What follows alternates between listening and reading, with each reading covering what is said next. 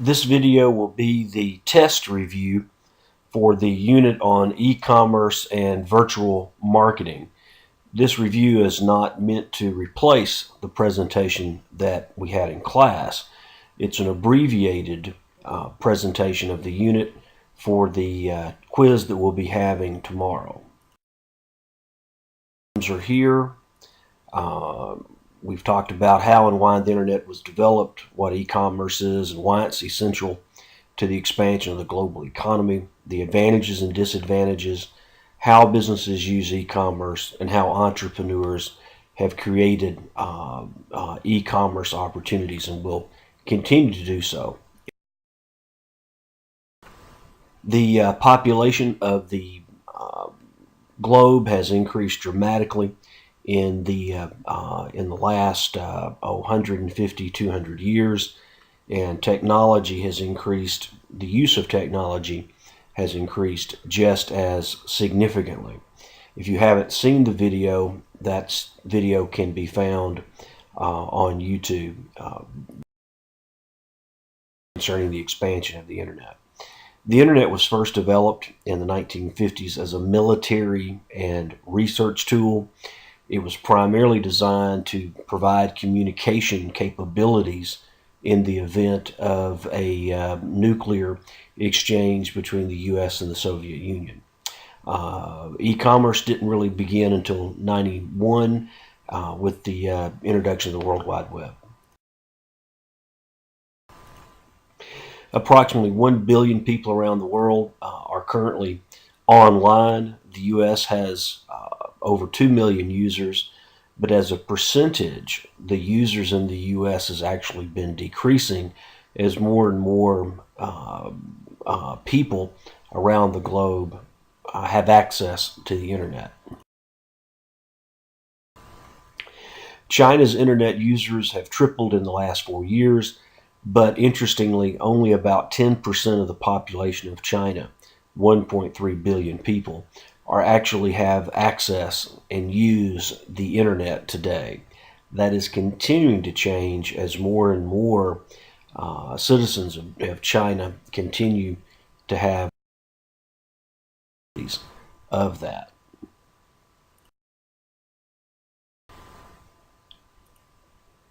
E-commerce involves business activities including the exchange of goods and services, as well as information, and it's done electronically. Nice eBay commercial if you haven't seen that. That's also a click-only business completes virtually everything through the use of the internet. It has no actual physical retail stores, and Amazon is the best example of a click-only. A brick and mortar business completes most of its activities by means other than the internet, and lots of retailers out there are good examples of brick and mortar only retailers. Dollar General is just one of those. A brick and click business is a company that combines both online sales as well as traditional retail operations. And Barnes & Noble's still has a large number of retail book outlets, but they're also heavily invested in online sales and in fact they've even developed an e-reader, I believe it's called Nook, that is used by their online sales. E-commerce, the stages include an information stage where a company just develops a website, gives out information, operating hours, address, phone number, that sort of thing. An interaction stage occurs when the website begins to offer some type of method of communication, of two-way communication. It may be email, or it might even be social media. Full integration occurs when the website allows customers to get all the information they need to order, to pay, to track if needed, and even return purchases. Amazon.com is certainly a fully integrated website, and more companies are moving toward full integration, and it provides convenience for customers It's the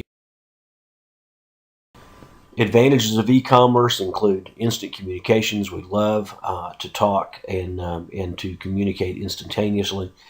We can see that via text messaging and Twitter and similar social media sites that allow us to communicate instantly. It's what consumers want. Also, instant research is available for businesses. They can track what consumers want to buy, what's selling well, what isn't selling well, and they can make decisions.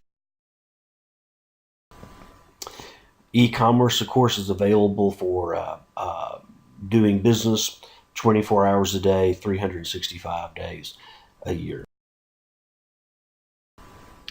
Other advantages include the creation and development of new products.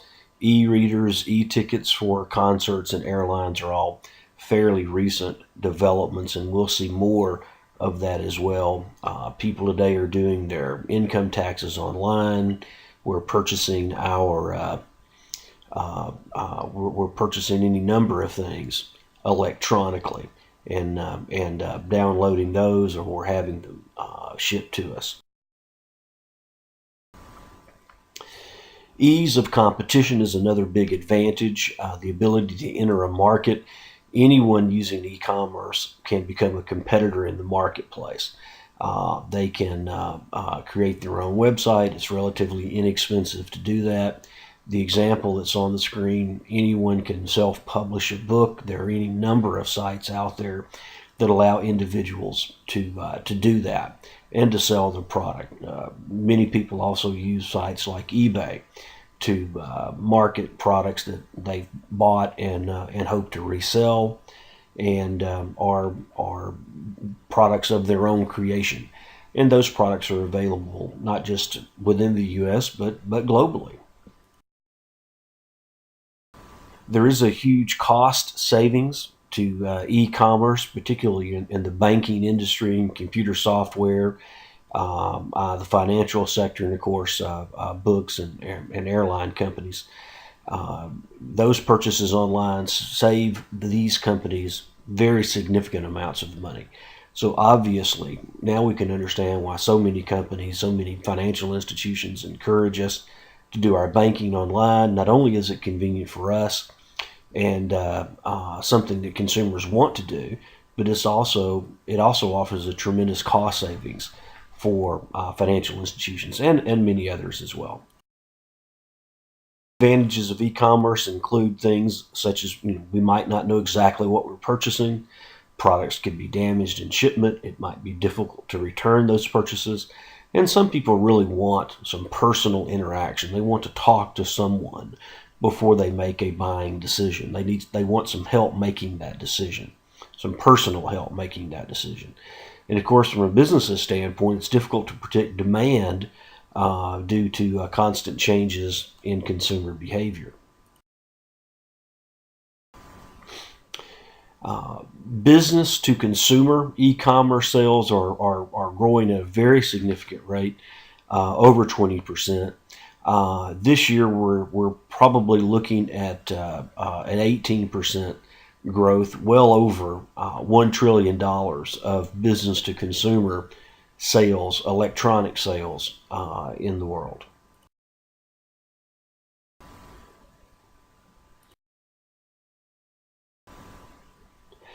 Online consumers will increase their spending by 62% in the following year, and that's according to a research study, and that is in the United States.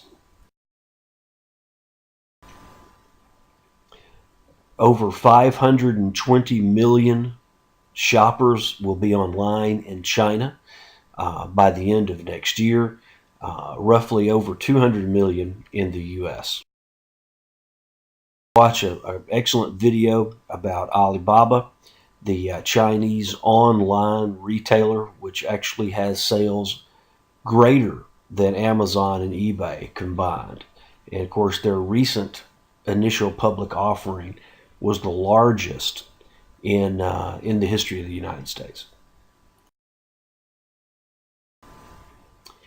How do businesses use the internet? It provides for efficient communication, email, chats, webinars, things of that nature, Skype. All these things allow for instant and efficient communication. Gathering of information about customers, including mailing addresses, feedback about products, all these things are very important.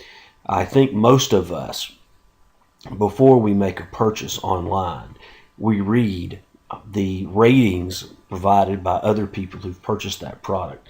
I make a lot of buying decisions based on, did other people like this product?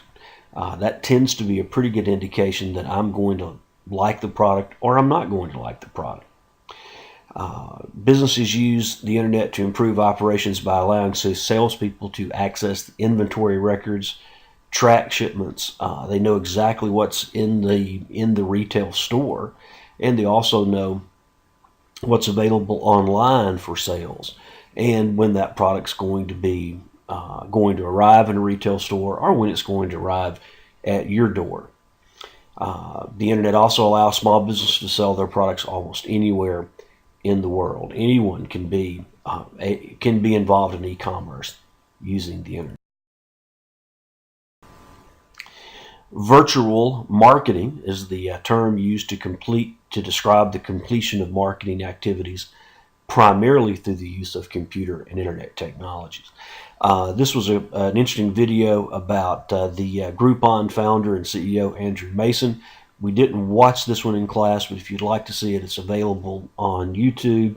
And again, it's very interesting. The company hasn't done so well in the last year and a half to 2 years.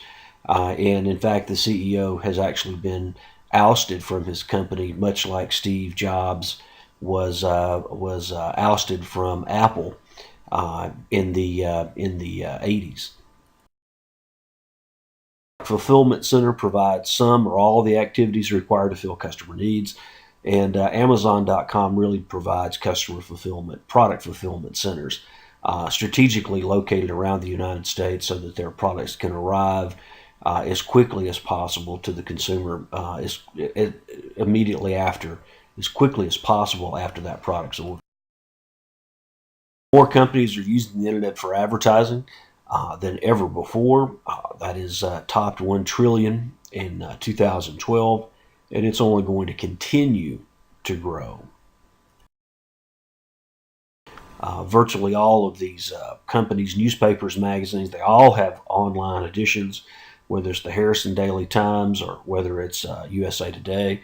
They all provide content online, and they sell advertising online to supplement the advertising revenue they receive from their print editions.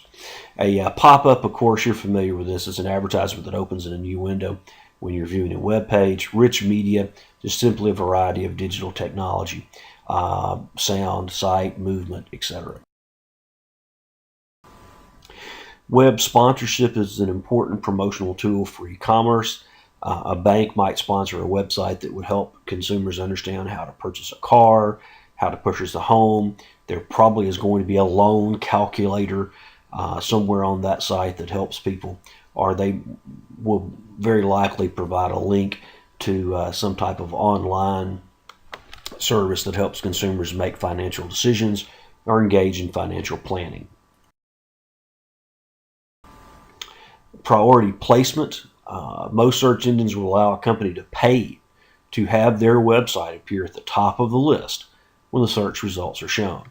And some of these paid placements will be indicated as an ad when they arrive first. When we do a search for, say, a catering company or a search for a taxi company or whatever the case may be. And sometimes they won't. I'm not sure what the policy is on all of the search engines that are out there, but they all generate a significant amount of revenue from these paid priority placements. Business blogs, these are updated online journals written by company experts about some area of their interest, whether it's Nicholas Carr's blog where he talks about the influence of technology in education. This is an interesting blog, but there are any number of blogs out there. Anyone, by the way, can create their own blog. There are any number of search or any number of website creation tools or blog creation tools that allow anyone to do that. Viral marketing is a strategy that encourages people to pass along a marketing message. Much like the flu might be passed from person to person, corporations and organizations want their marketing message to be passed from individual to individual.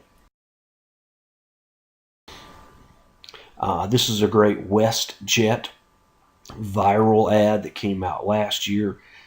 Very heartwarming. If you haven't seen this particular ad, a YouTube search for WestJet Christmas ad would certainly turn this up, and I think even some others that they've done. This particular one had been passed around many millions. Millions of people have viewed this particular viral ad. And it's designed for that. It's designed to accomplish a number of things: to build goodwill, to present the airline in a very positive and heartwarming manner, but it's also designed to be passed from individual to individual. And the same is also true of these Evian water ads. They're really fun. We watch these in class. If you haven't seen them, they're available on YouTube. But these successful viral ads depend on a high pass-along rate from person to person. And I believe this particular water ads for Evian water, 70 million YouTube views. Been a very successful viral campaign. The pass-along rate is usually dependent upon the uniqueness of the ad or the humor of the ad or how it touches us in some way. Viral marketing uses social media, whether it's Facebook, YouTube, Instagram, email, text, messaging. Any number of things can be used to pass along a link to the viral ad. And this is a particularly nice ad by Dove Beauty Products. Customers tend to be very satisfied with their online shopping. 73% report being satisfied with their online purchases, compared to 60% of those who shop in stores. So we can see where the trend is leading us. More and more of us will purchase products online, and the ability to successfully and satisfactorily make that purchase is going to increase as well. Businesses understand that consumers want convenience, and they'll continue to provide that more efficiently and more effectively as time goes on, and we'll see greater levels of satisfaction with online purchases, and we'll see more and more people utilize. What are some things that increase the likelihood that we're going to purchase things online? High quality, up close images, information on product availability. Comparison guides are good as well. An easy to use search function, and of course there are any number of e-commerce retailers out there. Quill.com is one of those. They specialize in office products. Excellent search function. Lots of customer comments and recommendations for the product. It's a good website. Toll-free numbers are helpful. Customer reviews, product evaluations, easy to use shopping cart, checkout features. PayPal tends to be a very common one and a very easy one to use. It's not only easy for businesses to use, it's also easy for a consumer to use. If you wanted to create a website, create your own PayPal account, it's relatively easy to do that. We have a website, goblinoutfitters.com, which was actually created by some students in the small business operations class. They maintain it, and they also have a PayPal account that was created to accommodate online purchases from that website. Larry Page and Sergey Brin founded Google in 1998. Their website is the most visited in the world. Pierre Omidyar founded eBay in 95. eBay today is the world's largest online consumer-to-consumer auction site. Very successful company. People enjoy using it. I like eBay because it really helps you determine what a market price is for something. A product is only worth what someone is willing to pay for it. And with eBay, there's a part of their search function allows you to determine what has been sold and what that product has actually been sold for. Not what the asking price necessarily was, but what the selling price was. So eBay, excellent site for determining what the actual market value is of a particular product. Bezos founded Amazon in 94. He's exceptionally wealthy today, over $25 billion. It is the largest online retailer in the United States. Jack Dorsey co-founded Twitter in 2006.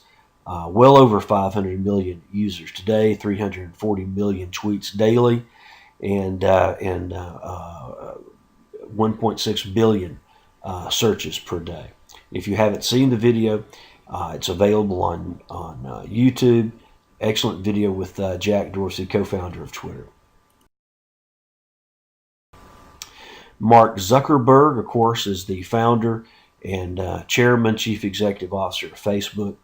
Facebook has become a very significant player in online advertising.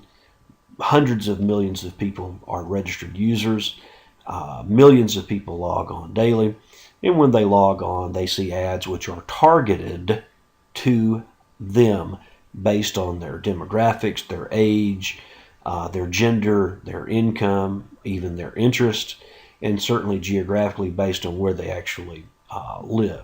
So Facebook does a great job of e-commerce and targeting advertising to its users, and that's very valuable from a business standpoint because you don't want to pay significant amounts of money for advertising that's going to reach people who aren't interested in your product. They're too young to buy the product. They're generally going to be past the age of your average purchaser. They're going to be the wrong gender. All those things are very important. If you can target consumers with advertising that is likely to result in a purchase, then that advertising becomes significantly valuable to the business paying for it, and they'll pay more for that because their results will be greater. With Paul Allen is actually credited with creating the software company Microsoft, which still operates millions of personal computers today. Bill Gates has acquired the largest personal fortune currently in the world, and of course that's from sales of Microsoft software, which runs millions of PCs, which are made by many different manufacturers. It's always fascinating to me that Bill was able to sell IBM on the fact that, hey, I'll sell you software, but you've got to let me sell it to everyone who competes with you as well. And for whatever reason, IBM said, "Oh, okay, we're making money on the computers. We're not worried about the software. So, sure, Bill, you can sell your software that you sell less to anyone else you want to." Oh no! Oh, and Bill also said, "I can't sell you the software. I'm only going to license it to you, and you'll have to pay me for every copy that you install on a computer." So that was brilliant, and those two things resulted in the largest personal fortune currently on the planet. Co-founder of Microsoft with Bill Gates. He is certainly lesser known, but Paul Allen was a significant contributor to the success of Microsoft. Again, Microsoft probably the most important technology company in the world today. But if you haven't seen the video with Paul Allen, and we didn't watch this one in class, it's very interesting. I also have a biography of Paul Allen. If you would like to borrow that biography and read more about him, it's a very interesting person. He owns the Seattle Seahawks today, and any number of other things as well. He's in the top 10 richest people in the world, although he has not worked for Microsoft since sometime in the mid to late 1980s. In 1976, the Apple I computer became the first real personal computer marketed at consumers. Only 200 of these were produced in the garage at Steve Jobs' family home, his parents' home, and of course it was in a wooden box. And if one can be found today, they're very, very valuable as a collector's item. But these wooden boxes were constructed in the garage at Steve Jobs' parents' home. Created the first real personal computer. And you know his name because we watched a biography of Wozniak, also known as the Woz. He is credited with creating the first personal computer marketed to average consumers. And a very interesting and very neat. Jobs is best known as the co-founder with Steve Wozniak of the Apple Computer Company. And we did watch both of these videos in class. And of course, it's from a 60-minute interview with David McCulloch, who recently wrote a biography of Steve Jobs. That biography is available in the high school library for checkout. I also have a copy of it. It's been loaned out right now, but if you would like to read the biography of Steve Jobs, I would be happy to loan that book to you. Just let me know. The review for the unit on e-commerce and virtual marketing. We will take this test using Edmodo, and be sure you have your Edmodo login and password, and that's how we will administer the assessment for e-commerce and virtual marketing. You will have an open response question. We'll talk about that, and you'll help me create that open response question, and that will also be part of the quiz that you'll be taking. Thank you for your attention.